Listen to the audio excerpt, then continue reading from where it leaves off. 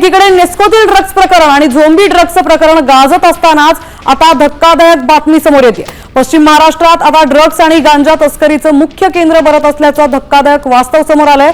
मागील 15 महिन्यांमध्ये कोल्हापूरमधून तब्बल 70 कोटींचे अंमली पदार्थ जप्त करण्यात आलेत। या प्रकरणी आतापर्यंत 674 जणांना बेड्या ठोकल्यात। सांगली आणि कराडमधील निर्जनस्थळी ड्रग्ज कारखाने उघडकीस आलेत आणि या रॅकेटचे धागेदोरे गुजरात, हैदराबाद आणि दिल्लीपर्यंत पसरलेत। या वाढत्या व्यसनाधीनतेचं तरुणाईला विळख्यात घेतलंय।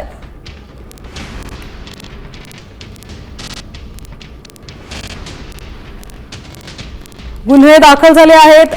674 अटक केली आहे। 924 जणांना। यात गांजा होता 3470 किलो, अफू 1427, एमडी ड्रग्ज 16 किलो, तर मुद्देमालांची किंमत 68 कोटी।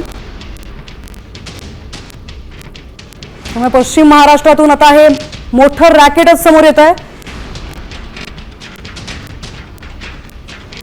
जानेवारी ते 2025 आणि मार्च पर्यंत 2026 पर्यंतच्या मार्चचे आकडेवारी आपण पाहिली।